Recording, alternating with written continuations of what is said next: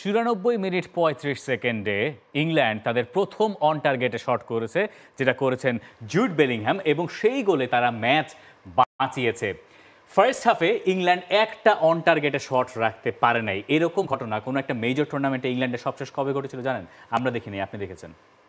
1986 সালে আর্জেন্টিনার বিপক্ষে ওয়ার্ল্ড কাপের কোয়ার্টার ফাইনালে। কোনো ইংলিশ ফ্যান যদি ভেবে থাকেন আর্জেন্টিনার সঙ্গে ম্যারাডোনা হাত দিয়ে গোল দিলে না দিলে ইংল্যান্ড ম্যাচটা জিতে যেত, আপনি ভুল। এটা হচ্ছে সেই স্যাটার প্রমাণ। এইবার কন্টিনিউ।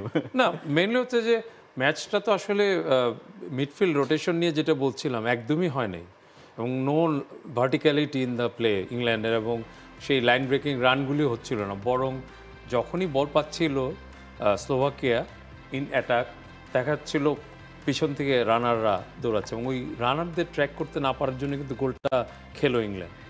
ইংল্যান্ড গোল খেয়েছিল এবং ইংল্যান্ড পরে গোল দুটো দিয়ে তারা কোয়ার্টার ফাইনাল নিশ্চিত করে ফেলেছে, যেখানে তাদের প্রতিপক্ষ সুইজারল্যান্ড।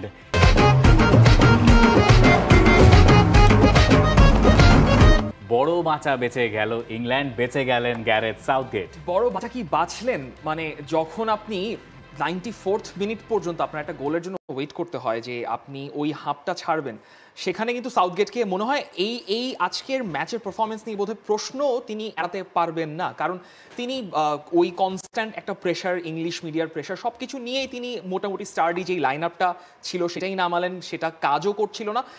94th মিনিট থেকে এই এক্সট্রা টাইম পর্যন্ত তার যেই প্রপার যে সেট আপটা ছিল সেটা শেষ পর্যন্ত কাজ করে। এখন সুইজারল্যান্ডের এগেনস্টে আমরা দেখেছি তারা ইটালিকে কীভাবে আউটপ্লে করেছে। সুইজারল্যান্ড যদি সেই খেলাটাও খেলে, সেটা কিন্তু ইংল্যান্ডের জন্য বা গ্যারেথ সাউথগেটের জন্য কিন্তু মোটেও ভালো কিছু হবে না। কোচদের চাকরি বোধহয় এভাবেই বাঁচে, অনেক সময় এভাবে ছুটেও যায়, কিন্তু এটাও তো দরকার হয় একজন কোচের।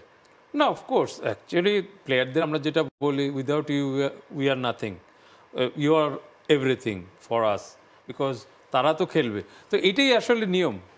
For more updates, subscribe to our YouTube channel and click on the bell icon. Follow us on Facebook and Instagram. Download T-Sports app to enjoy exciting games and highlights. Visit tsports.com.